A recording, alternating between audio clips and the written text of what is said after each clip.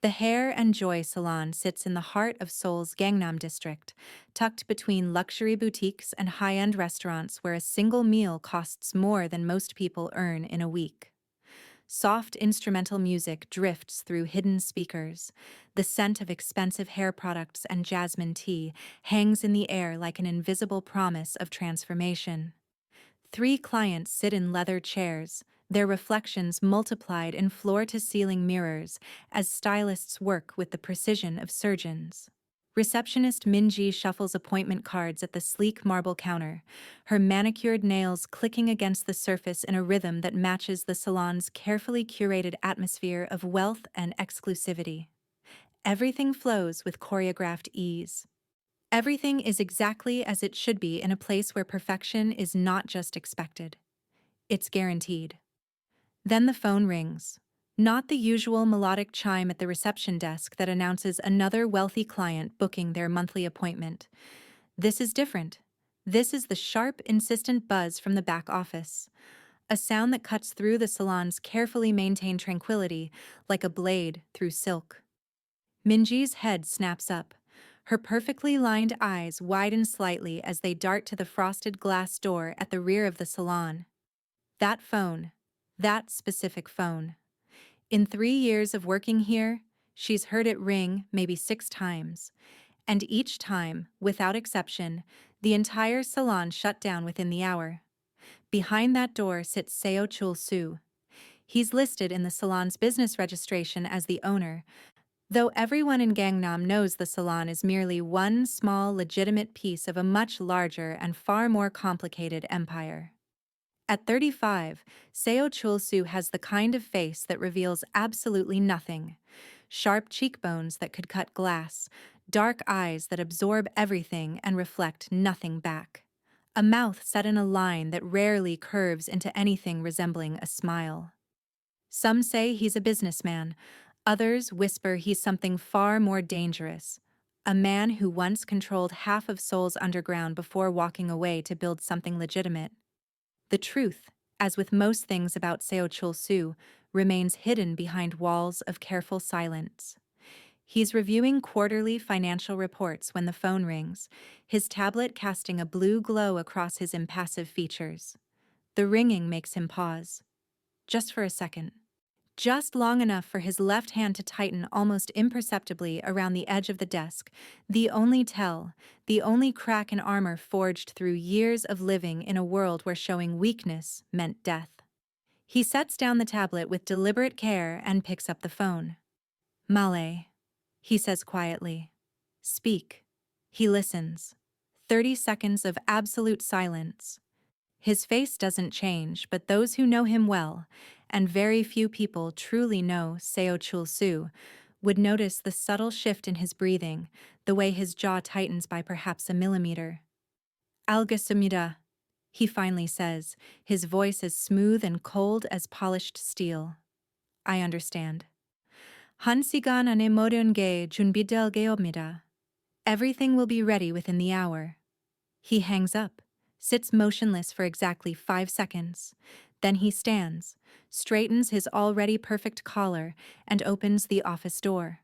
His appearance in the main salon instantly changes the atmosphere. The music still plays, but it seems muted somehow, as if someone has turned down the volume on reality itself. Every eye in the room tracks his movement with the kind of wariness usually reserved for apex predators. Minji. His voice is quiet, almost gentle, but it carries to every corner of the salon with perfect clarity. "Ne samusil rowa." "Come to my office." The young woman practically runs toward him, her heels clicking rapidly against the polished floor. He steps back into the office, letting her enter first with the kind of old-fashioned courtesy that seems at odds with his reputation. "앞으로 4시간 동안 모든 예약을 취소해," So Chul-soo says, not sitting down. "We're canceling all appointments for the next 4 hours." His Korean is crisp, precise, with the slight accent of someone who spent formative years speaking it in dangerous places. "모든 고객에게 다음 방문 때 20% 할인을 제공하고 사과해. 수도 공급 문제가 있었다고 말해." Tell them there was a water supply problem. Give everyone a 20% discount on their next visit. Apologize. Minji's eyes widen to the point where Seo Chul-soo can see white all around her irises. Modeun gogaegeolyo? Cancel everyone? Her voice cracks slightly. 전체 salon을요? The whole salon? 전체 salon. He confirms. The entire salon. VIP 룸을 최고급 리셉션을 위해 준비해야 해. 완전한 살균, 새 수건, 가운. 금고에서 내 개인 도구 세트를 가져와. 지은 씨와 석진 씨를 지금 당장 불러. The VIP room needs to be prepared for a top-tier reception. Full sterilization, new towels, robe. Bring my personal toolkit from the safe. Call Ji-eun and Sok-jin here immediately. Minji nods. Near her professional training taking over even as her mind races with questions she knows better than to ask. She hurries out of the office. Seo Chul-soo follows her out, his movements unhurried but purposeful. He approaches the two clients currently being serviced and their stylists. When he speaks, his voice carries the kind of authority that makes objection not just impossible, but unthinkable. Je mourrai hamil 용서해 주십시오. He says with a slight bow that manages to be both respectful and dismissive. I apologize for the disturbance. 살롱의 긴급 상황이 발생했습니다. 오늘 서비스를 중단해야 합니다. 다음 예약 때 상당한 할인을 받으실 수 있습니다. 민지가 재예약을 도와드릴 것입니다. There's an emergency at the salon. We'll have to interrupt your treatments. Your next appointment will be at a significant discount. Minji will help you reschedule. His tone, though polite, leaves absolutely no room for objection. The clients, wealthy women accustomed to getting their way, find themselves nodding, slightly surprised but somehow flattered by the owner's personal attention. The stylists begin gathering their things with practiced efficiency. A controlled chaos breaks out in the salon. Clients are ushered out with apologetic bows and promises of future discounts. Stylists clean their stations with unusual speed. Minji works the phone, canceling appointments with smooth professionalism while her hands shake slightly. What kind of emergency could possibly shut down Gangnam's most exclusive salon in the middle of a Wednesday afternoon? And who has enough power to make a man like Seo Chul-soo jump at a single phone call? If you're already hooked, do me a favor. Hit that subscribe button right now. And because what happens next will make you question everything you think you know about judgment, transformation, and the power of human dignity. Let's continue. An hour later, the Hair and Joy salon gleams with empty perfection. All workstations have been cleared of everything except essential tools, arranged with military precision. The reception desk is clear of unnecessary paperwork. In the VIP lounge, separated from the main floor by a heavy velvet curtain, every light is on, creating an almost surgical brightness. New brushes, combs, and scissors in sterile packets are laid out on the gleaming countertop. Rows of professional products stand like soldiers at attention. Everything smells of antiseptic and expensive salon products, the scent of transformation and new beginnings. A stack of fluffy ivory towels lies by the hair washing basin. A soft terry cloth robe in the salon's signature gray hangs nearby. Every surface has been cleaned twice. The salon's team stands lined up near the entrance like soldiers awaiting inspection. Seo Chul-soo stands at the front, perfectly upright in a dark suit that probably costs more than most people's monthly salary. Next to him is Ji-eun, his head stylist, a woman in her early 40s with watchful eyes that have seen too much of Seoul's uglier sides to be easily shocked. She's worked with Chul-soo for 7 years, since he first opened the salon as part of his transition from the shadows into legitimate business. She knows what he used to be. She's never asked questions. On his other side stands Seok-jin, a young colorist with tired eyes and hands that shake slightly when he's nervous. He's the newest member of the team, hired 6 months ago based purely on his skill. He knows nothing about Chul-soo's past, only that the man pays exceptionally well and demands perfection. Minji stands frozen behind the counter, trying to breathe more quietly, wondering what kind of VIP client requires this level of preparation. Cars drift slowly past the window. 5 minutes pass. 10. No one speaks. No one moves more than necessary. They've learned that Seo Chul-Su values stillness, control, the absence of unnecessary noise. Then a long black car, a Mercedes, expensive but not ostentatiously so, pulls smoothly up to the curb. It stops directly in front of the salon's entrance. Minji's heart skips a beat. Ji-yoon's expression remains professionally neutral, but her fingers tighten almost imperceptibly at her sides. Seokjin shifts his weight nervously. Only Seo Chul-Su remains completely still, his face an emotionless mask. The driver gets out first, a man in simple dark clothing, unremarkable in every way except for the subtle bulge under his jacket that suggests he's armed. He walks around the car with practiced efficiency and opens the back door. A woman emerges. She's tall, nearly as tall as the driver, but she moves with the hunched, defensive posture of someone who's learned to make herself small, to take up as little space as possible in a world that has made it clear she's not welcome. She's wearing old, worn dark sweatpants that bag around her thin frame, and a bulky jacket that might have been blue once but has faded to a lifeless gray through countless wearings and washings in public laundromats. The clothes hang on her like they're on a wire hanger. Her shoes are worn sneakers with holes near the toes, held together with what might be duct tape. But none of this is what causes the collective intake of breath from everyone in the salon. It's her hair. It trails behind her like some impossible burden, a mass of white blonde hair so long it nearly touches the ground, forming a tangled, matted cascade around her legs. It's not the beautiful silver or platinum blonde of expensive salon treatments. It's a dull, yellowish gray, the color of old snow by the roadside, of things that have been neglected for so long they've forgotten what it means to be cared for. The hair must be 2 meters long if straightened out, but it's impossible to straighten with a glance. It's tangled into dense, unkempt mats. In places, you can see patches where the hair has broken or been worn away, leaving thin spots that reveal the scalp beneath. Some sections are so matted they've formed dreadlocks purely through neglect. This mass doesn't adorn her. It obscures her. It makes her seem ghostly, less than human, a creature of shadows and forgotten places. The woman, Tracy, though no one in the salon knows her name yet, pauses for a second on the sidewalk, looking at the brightly lit salon window with its gleaming interior and beautiful displays. Then she lowers her head. Her shoulders slump even further. She takes a hesitant step toward the door. The driver says something quietly in Korean, encouragement perhaps, or instruction, but she doesn't turn around, doesn't acknowledge him. Just keeps moving forward with the mechanical shuffle of someone who's given up on everything except the basic act of putting one foot in front of the other. The salon door opens with a soft electronic chime. Tracy steps inside.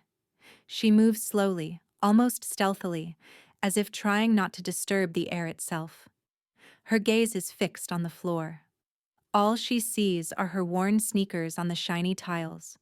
Tiles so clean she can see her own distorted reflection, and the sight makes her hate herself even more. And then everyone in the salon truly sees it. The full scope of what they're dealing with. Her hair trails across the floor behind her like a heavy, impossible cloak. Up close, under the salon's bright lights, it looks even worse than it did from a distance. The white blonde color is uneven, with patches of darker roots showing through where the hair has grown out over what must be years. The tangles are so severe in places that they form hard, rope-like masses. Tracy stops 2 steps inside the entrance. She doesn't raise her head. She simply waits, huddled into herself, her shoulders up around her ears in a posture of defensive shame. She's expecting to be thrown out. She's expecting disgust. Whispers, the door being firmly closed in her face. The salon is completely silent. Even the music seems to have stopped, though it's still playing at the same volume. Minji stands behind the counter, her mouth slightly open, one hand instinctively reaching for her throat. She's never seen anything like this. She's seen difficult hair, and certainly, she works in a high-end salon where clients come with all sorts of problems. But this looks like the aftermath of years of poverty, of giving up, of survival taking precedence over every other consideration. Shock mingles in her eyes with horror and sudden, overwhelming pity. Seok-jin involuntarily takes a half step back, his professional mind temporarily refusing to function. He looks at this hair and sees no canvas for his art. He sees only disaster, only impossibility. His fingers, usually so confident when mixing colors, tremble slightly. He's 23 years old and he's never encountered anything outside the controlled perfection of salon training. Ji-yoon doesn't move. Her face is a professional mask. She's learned over years of working with Chul-soo never to show shock, never to reveal what she's thinking. But her eyes give her away. They're wider than usual, her eyebrows slightly raised. She doesn't look away from that massive tangle of hair. There's no disgust in her gaze. Ji-eun has seen too much of life's ugliness to be disgusted by poverty or neglect. But there is shock, profound concern, and immediate analytical interest. Her professional mind is already beginning to scan the condition of the scalp, the structure of the hair beneath the damage, the extent of what will need to be done. But even for her, with all her experience, the scale of what she's seeing is staggering. Only Seo Chul-soo remains completely calm. If he's shocked, he doesn't show it. He's seen the photos, sent to him by the person who arranged this appointment, the person whose call he answered an hour ago. He's been warned. But reality is always stronger than any photograph, any description. The human element, the woman's hunched posture, the way she's trying to make herself invisible, adds dimensions that no image can capture. He takes a deep, silent breath. Then he breaks the silence. His voice as even and quiet as it ever is. There's not a hint of surprise in it. No condemnation. No pity that would humiliate. 환영합니다, he says in Korean, then switches smoothly to English, his accent slight but noticeable. Welcome. Please come in. We've been expecting you. He makes a smooth, welcoming gesture with his hand toward the interior of the salon, the movement so natural and gracious it could be welcoming a queen rather than a woman whose appearance suggests she's been living in poverty for longer than anyone should have to endure. Tracy finally lifts her head just a few centimeters, just enough to see the faces around her from beneath her tangled fringe. Her gaze glides over their frozen expressions. She sees their shock. There's no hiding it, no matter how professional they try to be. She sees Minji's hand at her throat. She sees Seok-jin's wide eyes. This is what she's been dreading. This is why she almost didn't come, even after the stranger approached her at the shelter and made the offer that seemed too good to be true. This moment of being seen, of being judged, of having her failure and poverty put on display for people who've probably never missed a meal or slept on a concrete floor. Her shoulders clench even tighter. Her entire body tenses. She's ready to turn and run, back to the shelter, back to invisibility, back to the familiar shame of poverty, where at least everyone around her is equally broken. But Seo Chul-soo acts quickly and decisively. He doesn't let her spiral into embarrassment and flight. He doesn't give her time to overthink, to let her shame win. Je samusilro osijo, he says in Korean, then immediately translates, please, come to my office. We can discuss all the details there in private, in peace. He's already moving forward, his hand gesturing toward the frosted glass door at the back.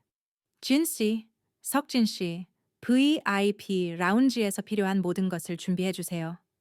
지은, 석진, please prepare everything we need in the VIP lounge. 민지, 저희에게 차를 가져다 주세요. 녹차를 제스민으로. Bring us tea. Green tea with jasmine. His commands, delivered in that quiet voice that somehow carries absolute authority, break the frozen silence. People stir as if emerging from a trance. Jiun nods silently, with one last appraising glance at Tracy's hair, not judgmental, purely professional, already cataloging what will need to be done. She disappears behind the curtain into the VIP room. Seok-jin quickly follows her, grateful to have something to do with his hands. Minji practically runs toward the small kitchen area, her heels clicking rapidly against the floor. Tracy looks at Seo Chul-soo, really looks at him for the first time. She wasn't expecting this. She was expecting disgust hidden behind professional courtesy. She was expecting whispers, sideways glances, the universal language of judgment that she's learned to read fluently after years of poverty. She was expecting to be made to feel small, to be reminded, as if she could forget, that she doesn't belong in places like this. But this man is speaking to her as if she were an important guest, as if her presence here matters, as if she's worthy of the tea he's just ordered, the private office, the careful consideration. She takes a hesitant step, then another. Her hair trails behind her across the floor with a soft rustling sound, like dry leaves, like something dead being dragged along. Seo Chul-soo opens the office door and steps aside, letting her enter first. It's a small gesture, but Tracy notices. In her world, no one holds doors. No one steps aside. The powerful take what they want, and the powerless get out of the way or get trampled. The office smells of wood and leather and something else. Expensive cologne, subtle and masculine. There's a large desk, a comfortable leather chair behind it, but also two smaller chairs positioned facing each other near a low table. Not a power dynamic of boss behind desk and supplicant in front. An arrangement for conversation between equals. Anjuseyo, Seo Chul-soo says, gesturing to one of the comfortable chairs. Then, in English, please, sit down. Tracy slowly sinks into the chair. She sits on the very edge, her spine straight, not letting herself lean back into the comfort. Some of her hair falls to the floor around the chair in a lifeless cascade. Some remains behind her, trailing back toward the door. She looks down at her hands, folded tightly in her lap. Her fingernails are clean. She makes sure of that, washing them obsessively in shelter bathrooms, but they're ragged, bitten to the quick. Seo Chul-soo doesn't sit in his large leather chair. Instead, he takes the other small chair, positioning himself so he's level with her. Not looking down, not creating hierarchy. He simply sits and waits. Comfortable with silence in a way that suggests he's spent a lot of time in places where speaking at the wrong moment could be fatal. Minji enters with a tray. On it are two porcelain teapots, one surely containing the jasmine tea Chul-soo ordered, and two delicate cups that look like they cost more than everything Tracy owns. Minji places the tray on the low table, trying hard not to look at the guest, and leaves as quietly as she entered, closing the door with a soft click. Seo Chul-soo pours the tea himself. The scent of jasmine fills the room, delicate, floral, expensive. It smells like luxury, like the kind of life Tracy sees in magazines and store windows, but has never been part of. 제 이름은 서철수입니다, he says. Then, here in English, my name is Seo Chul-soo. I am the owner of this salon. Tracy is silent. She stares at the steam rising from her cup, watching it curl and dissipate into the air-conditioned atmosphere. Her hands remain in her lap. She makes no move to pick up the tea, though she's actually thirsty. She's always thirsty, always hungry, always wanting things she can't have. 걱정하지 않으셔도 됩니다, Chul-soo continues, his voice quiet, almost monotone, carefully stripped of anything that might sound like pity or judgment. You don't have to worry, there's no pressure here. You're safe. This is my personal space, and our meeting today is completely confidential. He pauses, giving her time to process, to let the words sink in. 제가 듣기로는 당신이 저희의 도움이 필요하시다고 했습니다. 저희가 도와드리기 위해 여기 있습니다. I was told you need our help, and we're here to provide it. 하지만 먼저, 어떻게 불러드리면 좋을까요? But first, I'd like to know how to address you. He doesn't ask, "What's your name?" in a way that demands answers, that requires her to justify her existence with identity documents she probably doesn't have, with proof of being a person worthy of respect. Instead, he suggests she can give him whatever name she's comfortable with. She can be whoever she wants to be in this moment. For the first time since entering the salon, Tracy lifts her eyes high enough to meet his, just for a second, just long enough to see what's there. His eyes are dark, calm, completely unreadable. There's no pity in them, the kind of humiliating pity that makes her want to scream or disappear. There's no curiosity, the vulgar, invasive curiosity that treats poverty like a spectator sport. There's simply attention, focus. The sense that for this moment she has his complete and undivided consideration. She looks back down at her hands. Her voice, when she finally speaks, is quiet, hoarse from lack of use. She doesn't talk much at the shelter, has learned that speaking up often brings unwanted attention. There's a hint of uncertainty in her tone, as if she's forgotten how to introduce herself, how to claim even the basic dignity of a name. Tracy, she breathes, the word barely audible. Then, slightly louder, "My name is Tracy." "Tracy," Seo Chul-soo repeats, as if testing the name, accepting it as a gift she's chosen to give him. "처음 뵙겠습니다. Tracy SSI. 와주셔서 감사합니다." "It's a pleasure to meet you, Tracy. Thank you for coming." He takes a sip of his tea. Tracy still doesn't touch her cup. Her hands remain locked together in her lap, knuckles white with tension. "야, 나 이제 모든 게 어떻게 진행될지 설명해 드리겠습니다." Chul-soo begins. "Now, I'll explain how everything will work. 오늘 전체 살롱이 당신을 위한 것입니다. 당신은 저희의 유일한 고객입니다. 제 최고의 팀이 작업할 준비가 되어 있습니다. 다른 예약은 없습니다. 아무도 당신을 재촉하지 않을 것입니다. The entire salon is at your disposal today. You are our only client. My top team is ready to work. We have no other appointments. No one will rush you." Tracy slowly looks up at him, disbelief and shock appearing in her dark brown eyes, eyes that are actually quite beautiful beneath the exhaustion and defeat, with flecks of gold that catch the light. 별도의 룸이 있습니다, he continues. We have a separate room. 지은 씨, 제 수석 스타일리스트가 거기서 기다리고 있을 것입니다.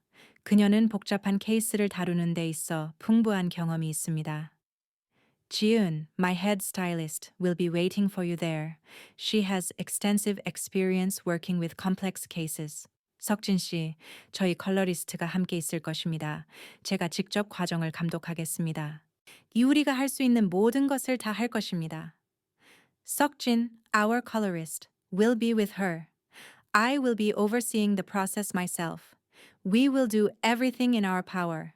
He looks at her directly, his gaze steady and unwavering. 저희의 목표는 단순히 자르거나 염색하는 게 아닙니다. 저희의 목표는 복원하는 것입니다. 건강을 회복시키는 것입니다. Our goal isn't just to cut or color your hair.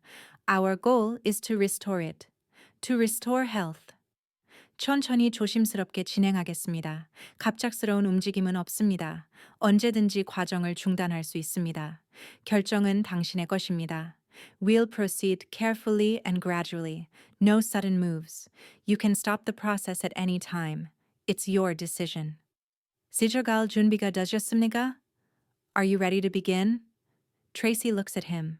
She hears the words, but they seem strange, like they're coming from another dimension. Another reality entirely. The entire salon is yours. The best team.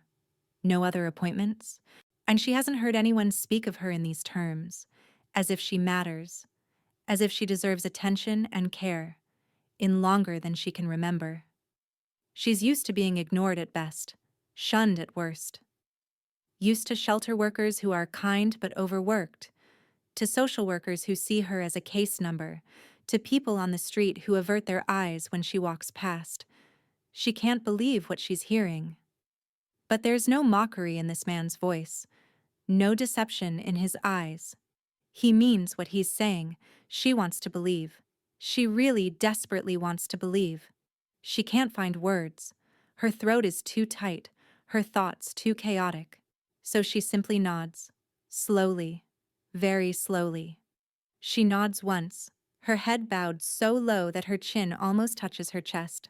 And it's the nod of someone who has given up on hope, but has decided to take a step into the unknown anyway. A nod that mingles bone-deep fear with the faintest glimmering of possibility. It's enough. Seo Chul-soo emerges from the office and speaks softly in Korean to Ji-eun, who's waiting at the entrance to the VIP lounge. She nods and steps inside. A minute later, Chul-soo returns to Tracy. 모든 게 준비되었습니다, Tracy SSE. 저희와 함께 가시죠. Everything is ready, Tracy. Please come with us. Tracy struggles to her feet, her legs stiff from tension. She follows Chul-soo again, her hair rustling across the polished floor like dead leaves being swept along by a cold wind. He leads her to the VIP lounge and pulls back the heavy velvet curtain. Inside, everything is brightly lit, almost too bright after the softer lighting of the main salon. A wide, comfortable chair stands in the center of the room next to a professional hair washing sink. Towels are laid out nearby with geometric precision. The air smells of antiseptic and floral hair products. Ji-eun stands waiting in a professional white smock, her expression focused yet calm. She's seen the photos too. She's prepared herself. But seeing Tracy in person, seeing the full reality of what they're dealing with, still requires a moment of internal adjustment. Tracy SSI, 이분이 지은 씨입니다. Chul-soo introduces. Tracy, this is 지은. 그녀가 모든 단계에서 당신과 함께 있을 것입니다. 제가 바로 여기 있을 것입니다. 그녀를 완전히 신뢰하셔도 됩니다. She'll be with you every step of the way. I'll be right here. You can trust her completely. Ji-eun tilts her head slightly, a small bow of respect. 안녕하세요, Tracy SSE. She says in Korean, then switches to English, and her accent heavier than Chul-soo's but still clear. Hello, Tracy. Let's start with the basics. First, we wash your hair. This might take some time. Will that be okay? Tracy nods silently. She can't speak, can't process that these people, these clearly successful professional people, are treating her like a person, like someone worthy of care. She walks over to the chair and sits down hesitantly, as if expecting it to disappear beneath her like a mirage. Ji-eun helps her lean back, adjusting the chair's angle with practiced efficiency. Tracy's neck rests on the specially cushioned edge of the sink. She closes her eyes. It's easier than seeing her reflection in the ceiling mirror, easier than looking at the pity or disgust she's certain must be in these strangers' eyes. Ji-eun turns on the water. She adjusts the temperature carefully, testing it first on her own hand, then on the very edge of the stream near Tracy's temple. 온도가 괜찮으세요? She asks. Then, is the temperature okay? Yes, Tracy answers quietly, her voice barely audible over the running water. Ji-eun begins. She doesn't apply shampoo right away. That would be useless on hair this dry, this damaged, this matted with months or years of accumulated grime. First, she simply wets the hair thoroughly with warm water. She does this slowly, methodically, separating the strands with her fingers as much as possible, trying to let the water penetrate the dense tangles. This takes many minutes. Dry, porous hair like this initially almost repels water, the way desert soil resists the first rain after a long drought. Then slowly, gradually, it begins to absorb, becoming heavier, beginning the long process of remembering what moisture feels like. Ji-eun takes a special gentle cleansing shampoo, the kind she usually reserves for clients with chemically damaged hair. She lathers it in her palms and begins to apply it, starting with Tracy's scalp. Her fingers move very carefully, applying almost no pressure. She massages gently, trying not to tug or pull on the already stressed hair follicles. The foam that appears isn't white. It immediately turns a grayish color, the color of dirt, of weeks or months without proper washing, of sleeping rough, and having no access to clean water. The water draining into the sink is cloudy, murky. Dust particles are visible in it. Small bits of debris, leaves, maybe, or pieces of whatever Tracy has been sleeping on. A few small pebbles. Ji-yoon doesn't comment on any of this. Doesn't react. Doesn't make Tracy feel worse than she already does. She simply continues, applying shampoo twice, 3 times, working it through section by section. After the first lather, the water running down the drain is almost completely dark, the color of mud. After the second, it's lighter but still opaque. After the third, it finally begins to run clear. Next, Ji-yoon applies a deep cleansing yet gentle conditioner, working it through with a wide-toothed comb, starting at the very ends of the hair and working her way up centimeter by centimeter. She detangles each knot with infinite patience, never pulling, never forcing, just gently, persistently working through years of accumulated tangles. Sometimes there's a soft click, as a particularly stubborn knot finally releases and dissolves into the water. And sometimes Ji-yoon has to use her fingers to carefully pick apart mats that are too dense for even the widest comb to penetrate. The washing process takes almost 40 minutes. Tracy lies with her eyes closed the entire time. The warm water, the gentle touches, the smell of the products. Floral and chemical and clean. She can't remember the last time her hair was touched with such care. Can't remember the last time anyone touched her at all except accidentally, with quick apologies and averted eyes. It's a strange feeling. Almost painful, because it reminds her of something she's been missing for so long she'd almost forgotten it existed. The feeling of being cared for. The feeling of mattering to another human being. When Ji-yoon finally wraps Tracy's washed hair in a large terry towel and helps her sit up, Tracy keeps her eyes closed for a moment longer, trying to hold on to the feeling, knowing it will end soon and she'll go back to being invisible. 이제 살펴보겠습니다, Ji-yoon says quietly. Now, let's take a look. Jariro Gusijo. Let's move to the chair.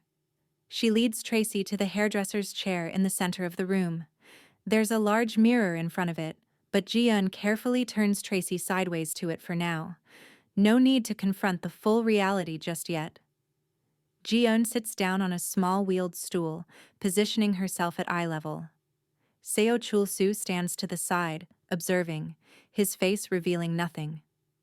Seok-jin is at a table nearby, preparing various treatment products with the careful precision of someone trying very hard not to look at the disaster they're about to face. Ji-yoon removes the towel. Tracy's damp, clean hair looks different now.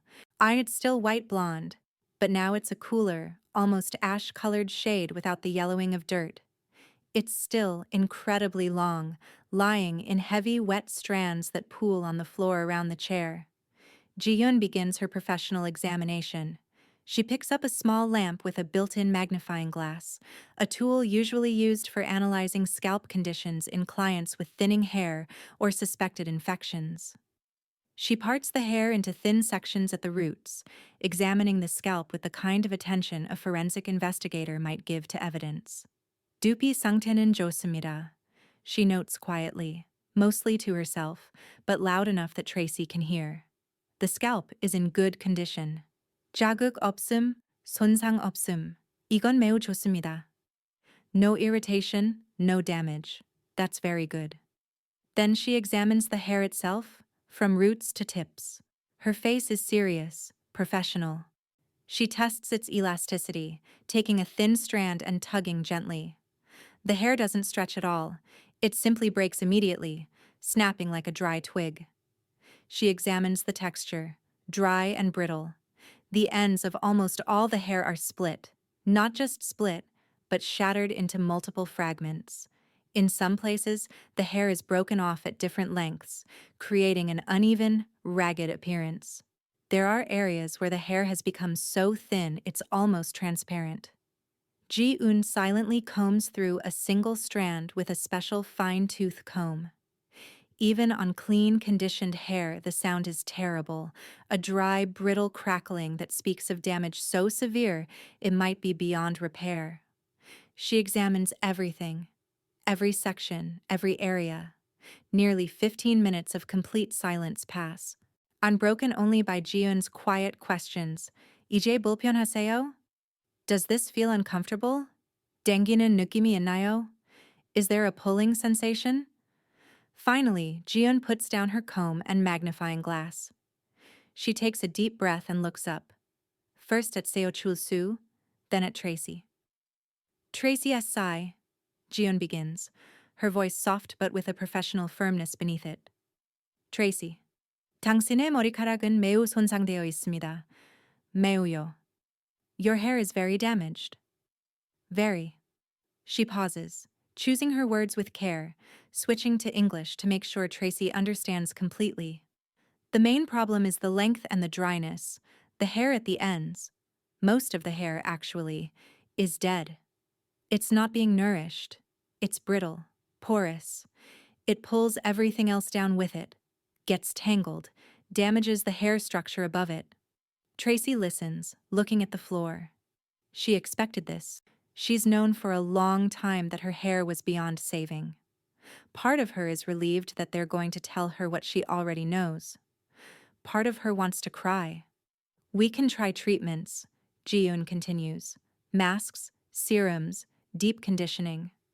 But if we leave your hair this long, the effect will be minimal and very, very slow.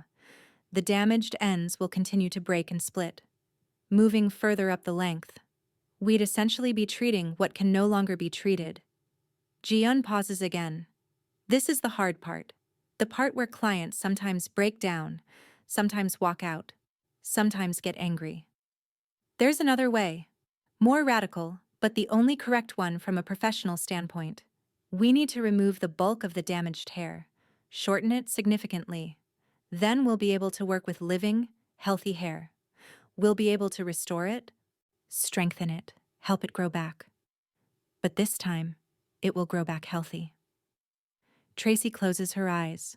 She knew it would sound like this, but hearing the words feels like receiving a death sentence.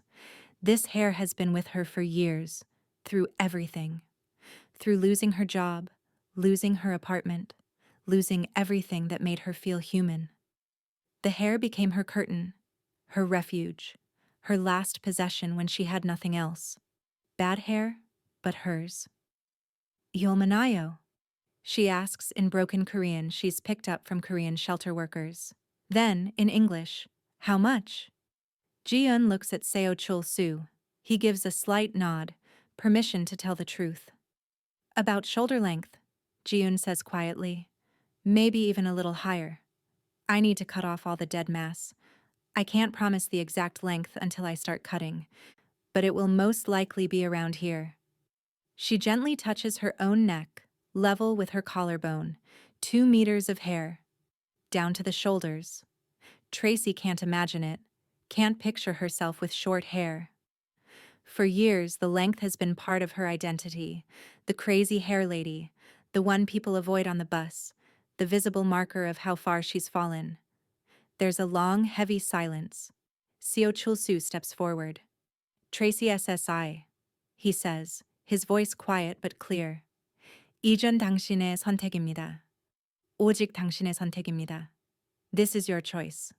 Only yours. 우리는 당신의 완전한 동의 없이는 이렇게 할 수 없습니다. 필요한 만큼 생각하셔도 됩니다. We can't do this without your full consent. You can think about it as long as you need to. He looks at Ji-eun. 휴식을 취할까요? Corrado 좀? Maybe we should take a break. Some tea? Ji-eun nods.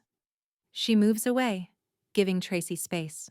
Seok-jin quickly covers a small table with a clean cloth and sets out the teapot and cups that Minji has just brought in. Tracy sits hugging herself, her thin arms wrapped around her even thinner body. She's shivering despite the warmth of the salon, despite the robe Ji-eun has draped over her shoulders. Seo Chul-soo pours tea and sets a cup down next to her.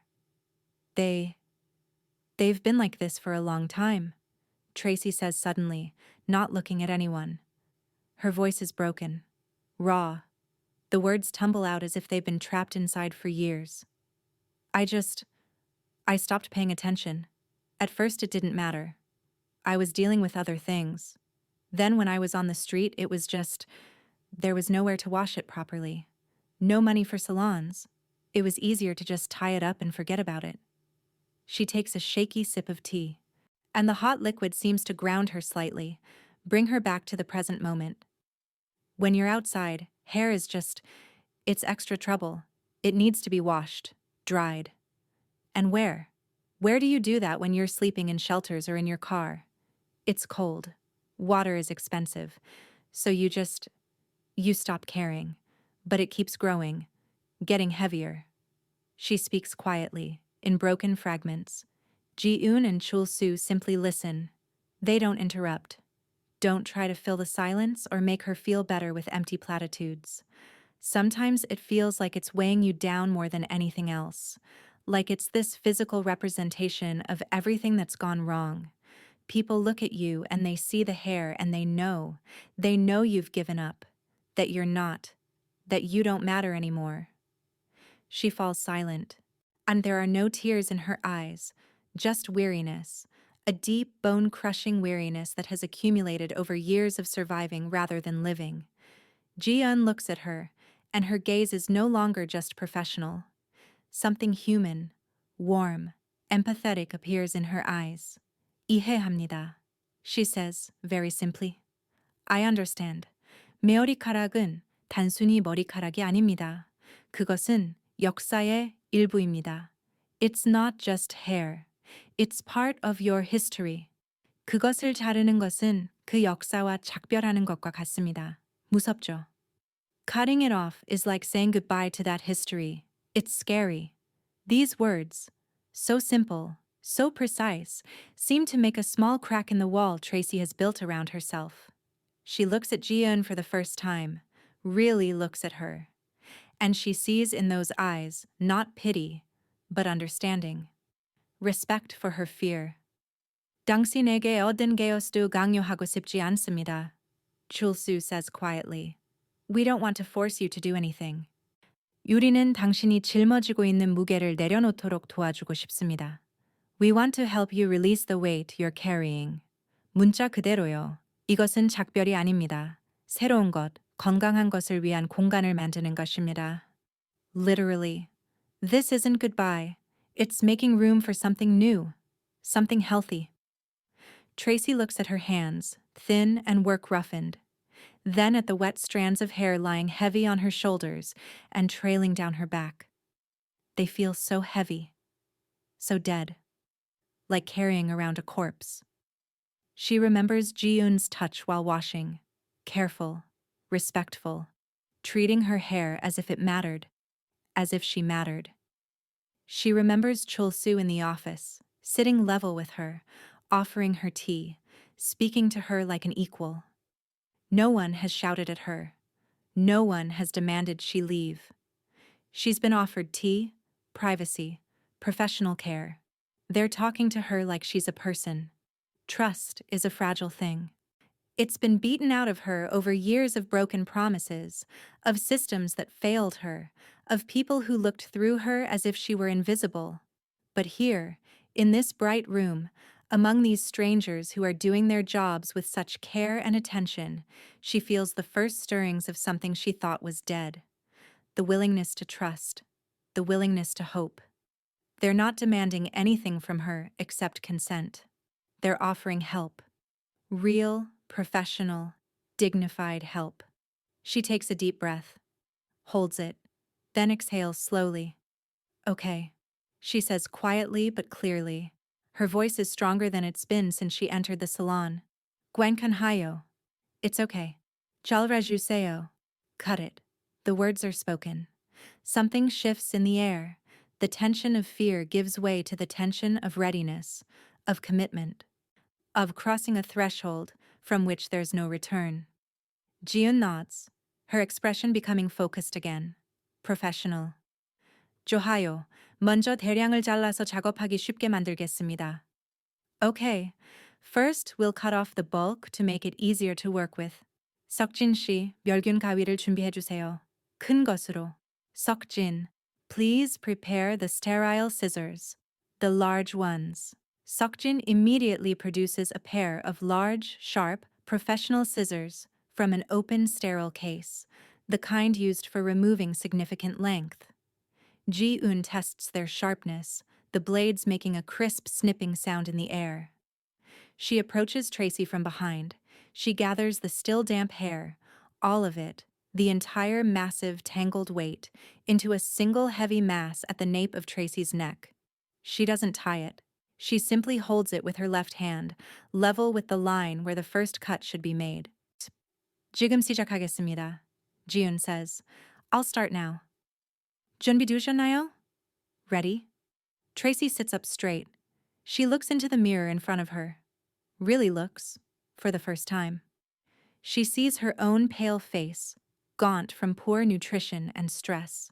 She sees the huge mass of white blonde hair in Ji-eun's hands, thick as a person's arm.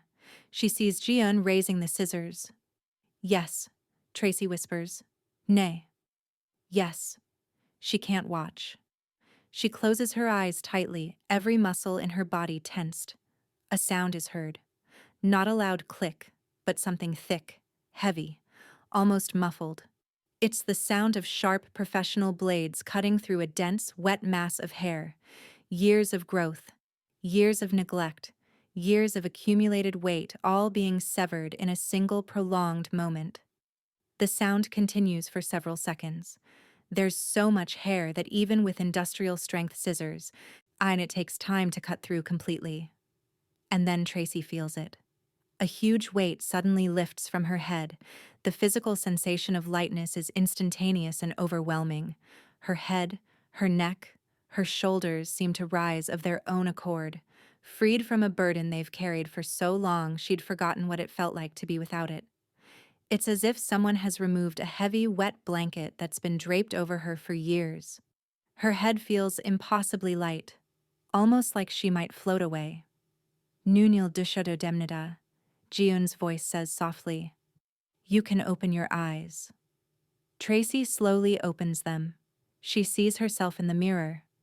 For the first time in years, actual years, she sees her neck, her shoulders.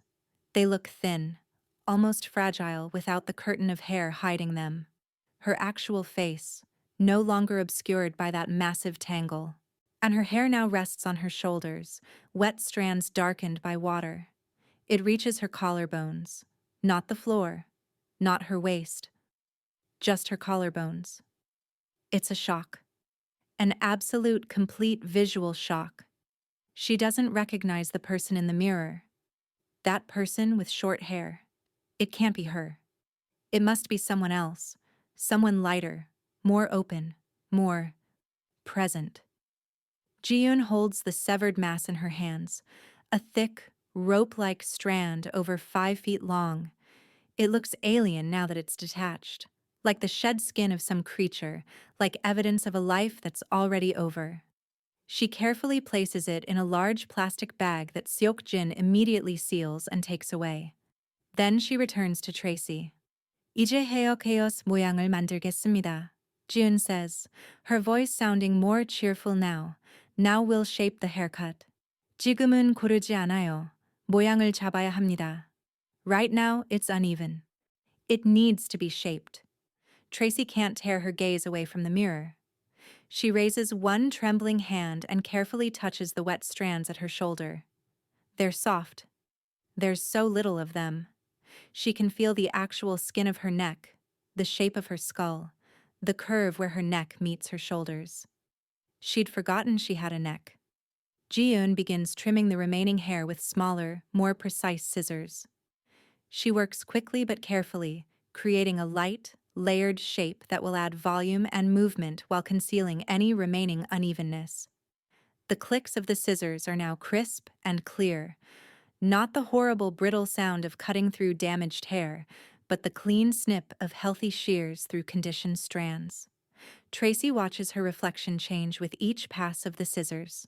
And the contours of her face become visible, sharp cheekbones she'd forgotten she had, a jawline that's too thin but still defined, A long neck. Her shoulders, no longer weighed down, sit straighter. And suddenly she realizes, it's not a stranger in the mirror. It's her. Simply her. The person who hasn't been visible for so long. She was hidden behind that curtain of hair, behind dirt, behind the accumulated shame of poverty and failure. But now she's visible. Something tightens in her chest, rises in her throat. At first she thinks it's panic, exposure, vulnerability, the terror of being seen. But no, it's not panic. The first tear rolls down her cheek, completely silent. Then another. They come of their own accord, with no sobbing, no sound at all. Just quiet. Steady tears flowing down her face like a release of pressure that's been building for years. These aren't tears of grief. These aren't tears of loss. These are tears of incredible, dizzying relief. It's as if she's thrown off a heavy, suffocating cloak she's been wearing her entire life. Her shoulders straighten of their own accord. Her spine lengthens. She sits up taller in the chair without even thinking about it. Ji-eun notices the tears. She pauses for just a second, her scissors suspended mid-cut. "괜찮으세요?" she asks quietly. "Is everything okay?" Tracy nods, speechless. She even manages a smile through her tears. Small, embarrassed but real. Her nod says more than words could. Yes. Yes. I'm better than I've been in years. Ji-eun finishes the haircut. Now Tracy's hair is a neat, relaxed shape at shoulder length. Mine, it still looks somewhat dry. Years of damage can't be completely erased in a single session, but it's not disastrous. It's workable. It's the beginning of something that could become beautiful. 이제 가장 중요한 조, Ji-eun says. Now, the most important thing. onto. Treatment. Seokjin rolls over a cart loaded with bottles, professional treatments that cost more per ounce than Tracy has spent on food in the past month. Ji-eun selects several with the care of a pharmacist preparing medicine. One is a thick, almost transparent serum. Another is a creamy, rich white mask that smells of proteins and botanical extracts. "메온조 두 피에세rio mail 바르겠습니다," Ji-eun explains. First, we'll apply serum to your scalp. 성장을 촉진하고 모근을 강화할 것입니다. It will stimulate growth and strengthen the roots. She applies the product with a thin applicator, creating neat sections through Tracy's hair, applying the cool liquid directly to the scalp. Tracy can feel it tingling slightly, not unpleasant, just active, working. 그런 다음 마스크를 바르겠습니다. Ji-eun continues. Then we'll apply the mask. 이것은 모발 구조 자체를 위한 것입니다. 큐티클을 밀봉하고 영양을 공급하며 탄력을 더할 것입니다. This is for the hair structure itself. It will seal the cuticles, nourish them, add elasticity. She generously applies the thick mask along the entire length of Tracy's hair, from roots to tips, her hands working it through with gentle massage motions. Then she gathers the hair under a special plastic cap. 15 minutes 동안 두겠습니다, she says. Let it sit for 15 minutes. Tracy sits under a warm dryer, the heat spreading pleasantly across her head. She closes her eyes again, but this time not from fear or shame. This time from something else. Peace. It's quiet inside her. Strangely, wonderfully quiet. As if a long, violent storm has finally passed and left behind the kind of stillness that allows things to grow. If you're feeling what Tracy's feeling right now, that moment when everything shifts, when you realize transformation is possible, hit that like button and subscribe.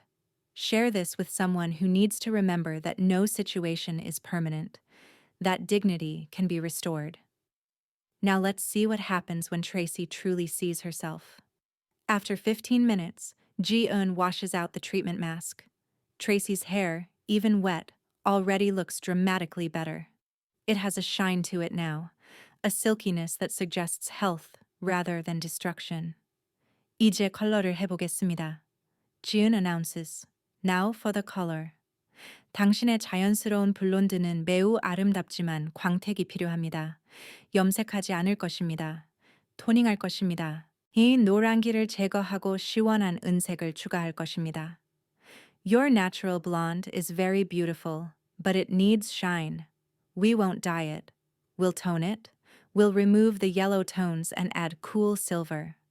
Seokjin has already prepared the mixture, a special toning cream in a silvery pearl shade that catches the light. This is his domain, his expertise. He's been watching the entire process with growing confidence, no longer seeing disaster, but possibility. Ji-yoon begins applying the toner with a brush, working it thoroughly and evenly through each section. Toning is a quicker process than full coloring. After 20 minutes, she tests the color on a single strand, rinsing it in a small sink. 완벽해요, she says with satisfaction. Perfect. She rinses out the toner completely, and now Tracy sits in the chair with wet hair that's no longer dull ash, no longer yellowed with neglect. It's the color of pure winter frost, cool, luminous, with a slight pearlescent sheen that catches the light.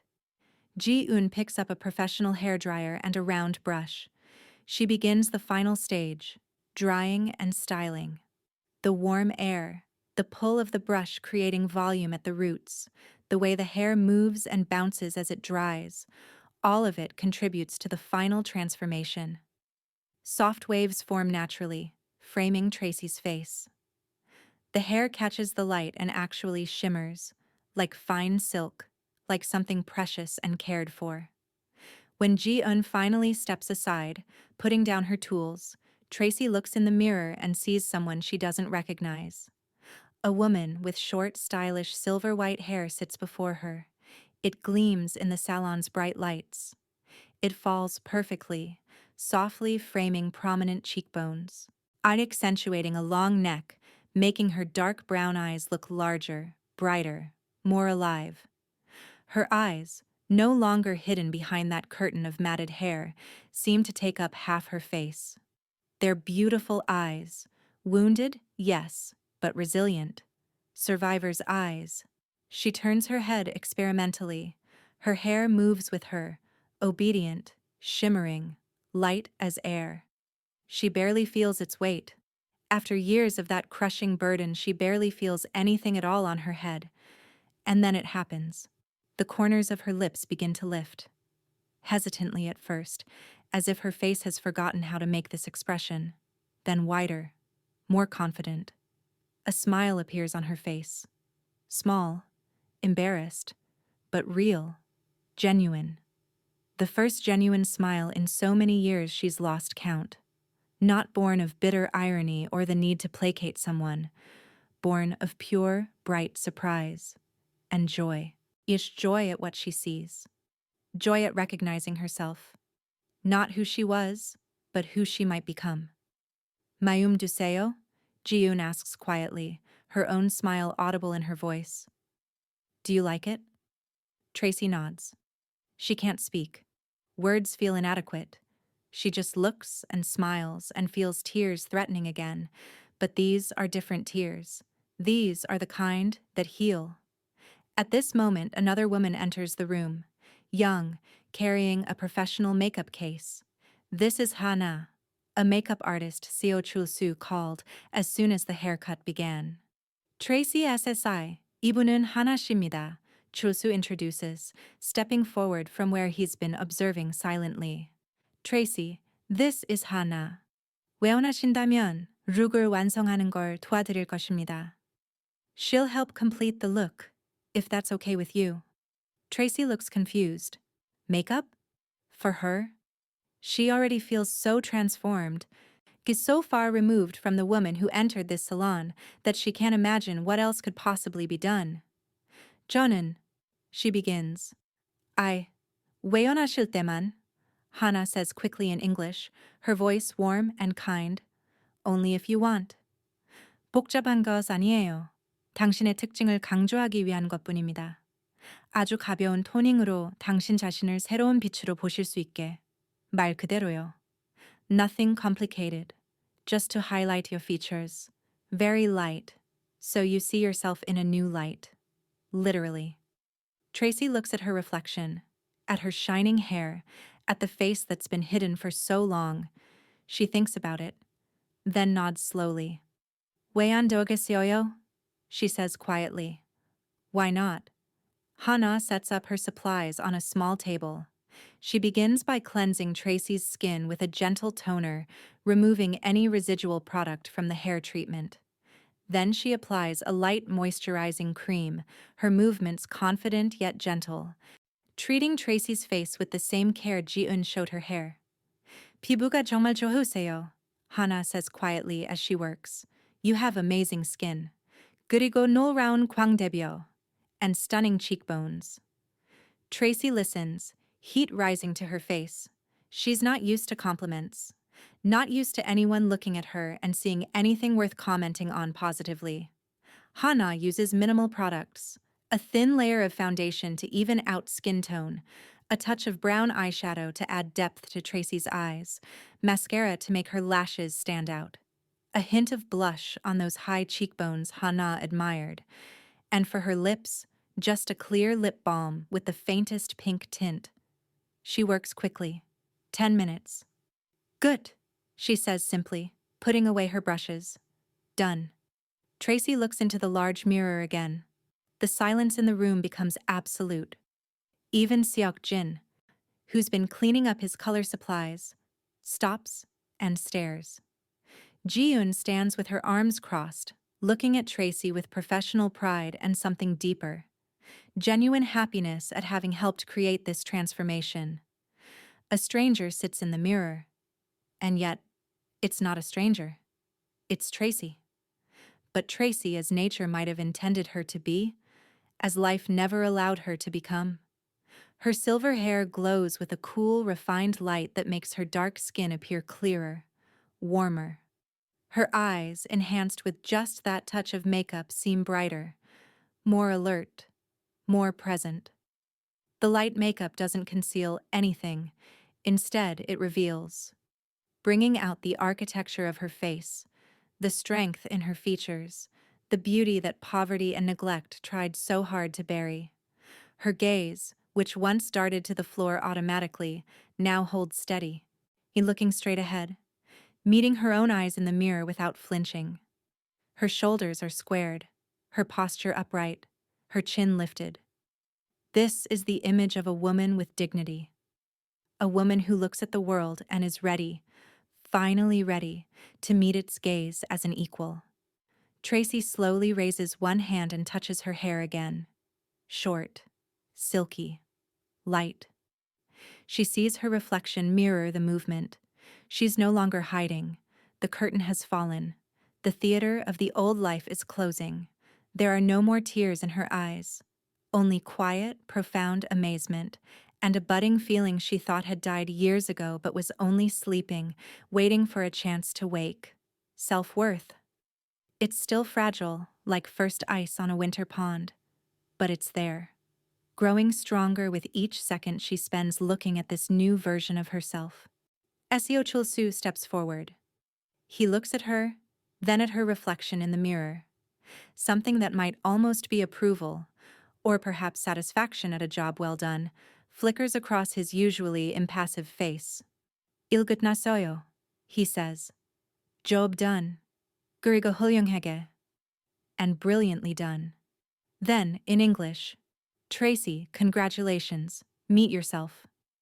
But Seo Chul-soo isn't finished. He breaks the silence in the VIP lounge by stepping forward, his gaze moving from Tracy's shining new hair to her old, worn jacket draped over a chair nearby. "아직 끝나지 않았습니다," he says evenly. The work isn't finished yet. He turns to Ji-eun and gives a small nod. She, understanding immediately, retreats into a small dressing room behind a curtain. Tracy looks at him, confused. She already feels so incredibly transformed that she can't imagine what else could possibly remain. Jian returns carrying a spacious yet elegant bag made of thick craft paper with slender handles, the kind of bag you get from expensive boutiques. Seo Chul-soo takes it and hands it to Tracy. "낡은 옷을 입고 가실 수는 없었습니다," he says, We couldn't let you leave in your old clothes. 이것은 주문의 일부입니다. 모든 것이 당신의 정확한 치수에 맞춰져 있습니다. This is part of the arrangement. Everything is tailored to your exact measurements. Tracy slowly takes the bag. It's heavier than it looks. She peers inside, her hands trembling slightly. Clothes. Real clothes. Not from a donation bin, not threadbare and stained with someone else's life. A soft navy blue turtleneck. Straight leg trousers in good black fabric, a warm gray cardigan, and a light but sturdy dress in a deep emerald shade that would bring out the undertones in her skin. There's also new underwear, still in packaging, new tights, and a pair of simple black ankle boots with a low heel. All in her size. Exactly her size. How did they know? She thinks, but doesn't ask. Some questions are better left unanswered. 여기서 갈아입으실 수 있어요, Ji-eun suggests, pointing to the dressing room. You can change here. 기다리겠습니다. We'll wait. Tracy, still in a daze of disbelief, goes into the small room. There's a full-length mirror and a comfortable chair.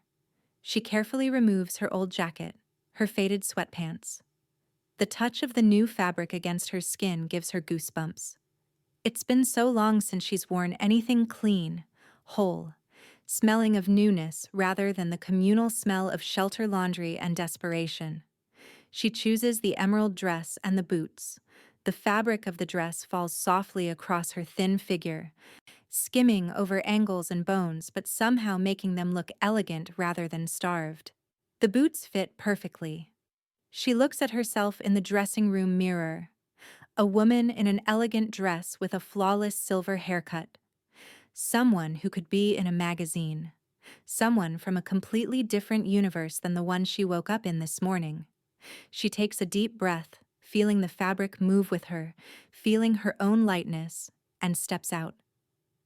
When she returns to the main area of the VIP lounge, everyone freezes. But this time, their expressions hold no shock, no pity, only pure, genuine admiration. Minji gasps from where she's been hovering near the entrance, covering her mouth with her hand. Seokjin lets out a low whistle, so quiet it's almost inaudible. Ji-eun stands with her arms crossed, in looking at Tracy with the pride of an artist who's just completed a masterpiece. Hana smiles warmly. Seo Chul-soo gives a single approving nod. 모든 것이 잘 맞네요, he says. Everything comes together. 완성되었습니다. The image is complete. 끝났습니다. We're done. Tracy doesn't move. She stands in the middle of the room, unsure what to do next. What comes after transformation? Thank you. Seems too weak, too small for what's just happened.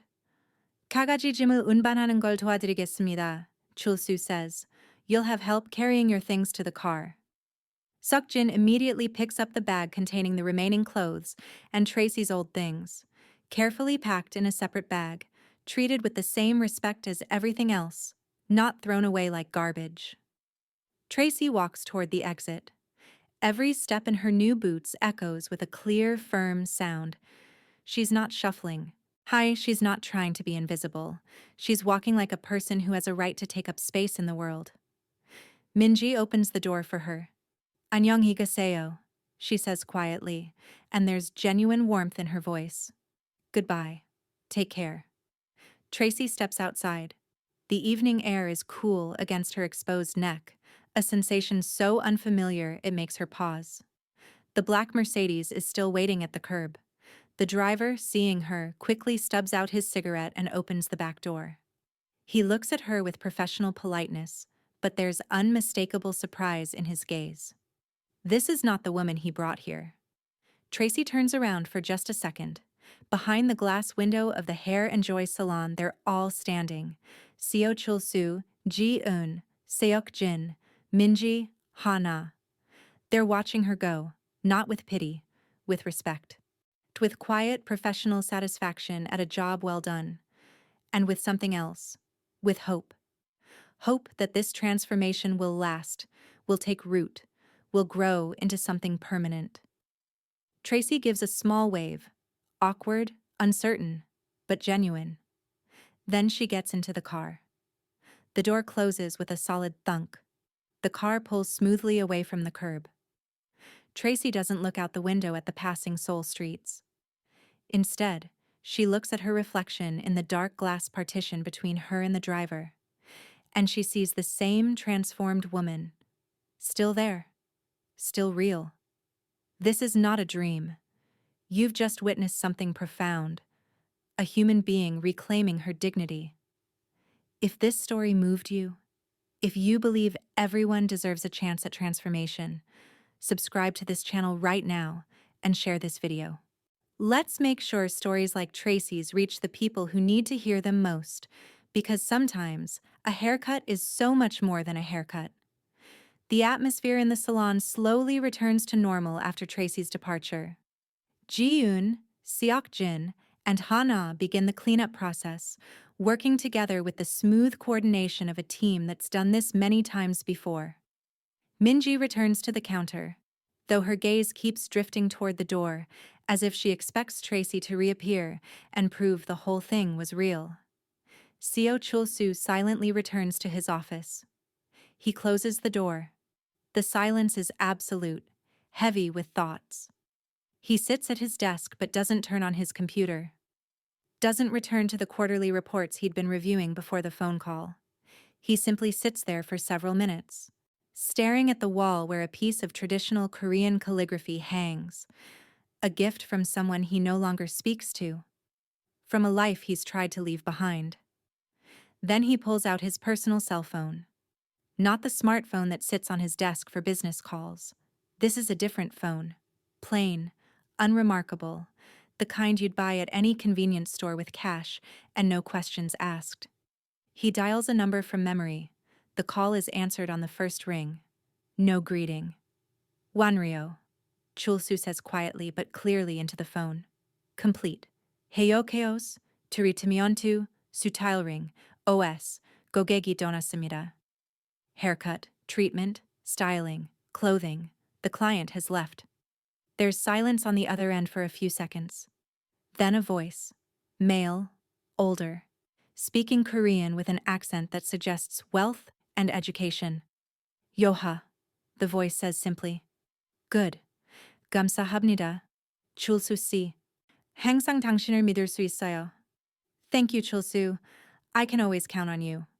The connection ends. Chul-soo puts the phone back in his pocket.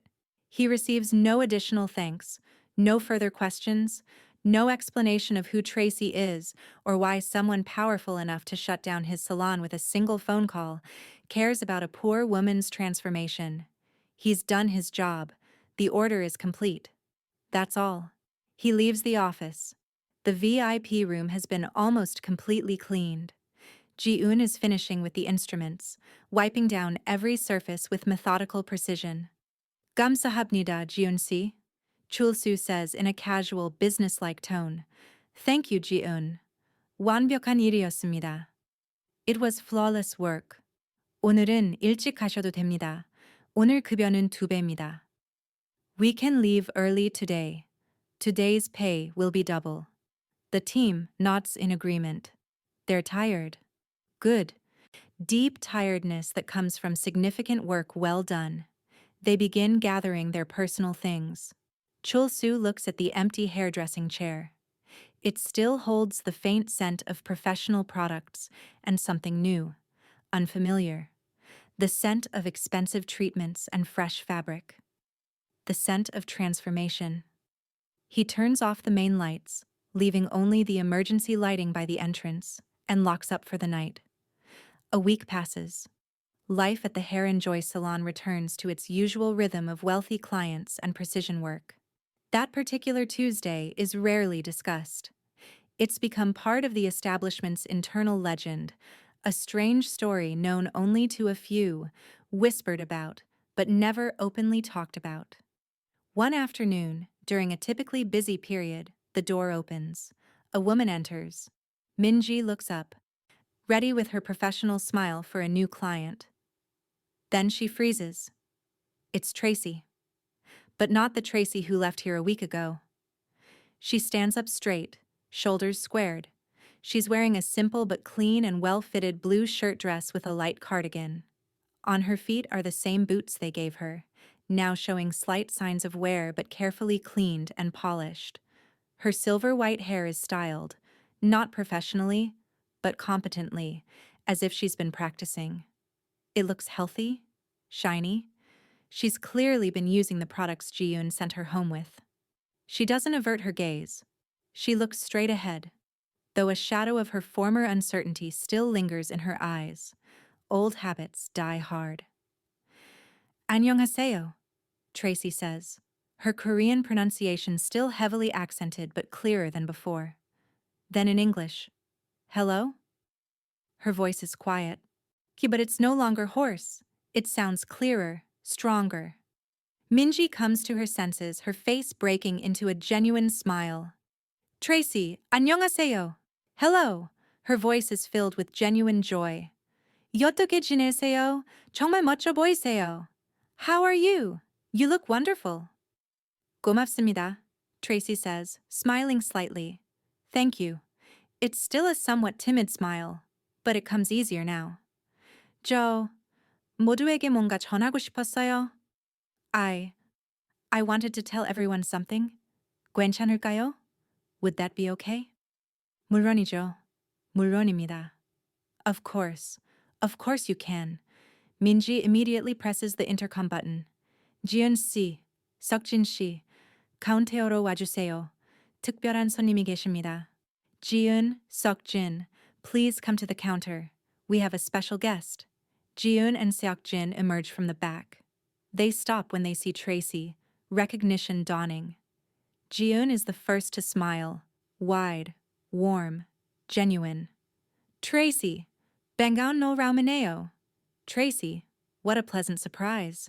Seokjin nods silently, but his expression speaks volumes. He's amazed at how good her hair looks a week later. The treatment is clearly working. Tracy looks slightly embarrassed by the attention. She pulls a small package wrapped in clean white paper from her simple cloth bag. "지호, 빈손으로 올 수 없었어요," she says, looking at the floor, but then forcing herself to look up. I couldn't come empty-handed. "이게 옷은 모두를 위한 거예요. 친절에 대한 감사로요." This is for everyone, for your kindness. She hands the package to Jiyeon, who takes it carefully, respectfully. 열어봐도 될까요? Can I open it? Tracy nods. Jiyeon unfolds the paper. Inside is a small but beautiful tin box. When she opens it, she finds homemade cookies, neatly arranged in paper cups, clearly made with great care. The cookies are different types. Some filled with nuts. Others dusted with powdered sugar. They smell of vanilla and butter and home. 제가 직접 구웠어요. Tracy explains quietly. I baked them myself. 비방집에서 임시 일자리를 찾았어요. 청소부로요. 하지만 주인이 가끔 교대 후에 주방을 사용하게 해줬어요. I found a temporary job at a bakery as a cleaner, but the owner lets me use the kitchen sometimes after my shift. It's a simple gift, modest, but in this modesty lies tremendous, sincere effort. This isn't a hastily bought box of chocolates from a convenience store. This is Tracy's time, her labor, her first tentative steps toward a normal life, embodied in cookies. Jiyeon looks at the cookies, then at Tracy. A sparkle appears in her eyes, moisture that might be tears, but she blinks it away quickly. 정말 매웠어요. 정말 고마워요, Tracy, she says, her voice thick with emotion. This is wonderful. Thank you so much, Tracy. 이번 주에 받은 가장 소중한 선물이에요. This is the most precious gift I've had all week. Seokjin picks up one of the cookies and takes a bite. 맛있어요, he says simply. Delicious. And coming from Seokjin, who rarely speaks, it sounds like the highest praise. Minji is already clapping her hands. 우리 모두 지금 함께 차를 마셔야 해요. 꼭요. We should all have tea together now, definitely.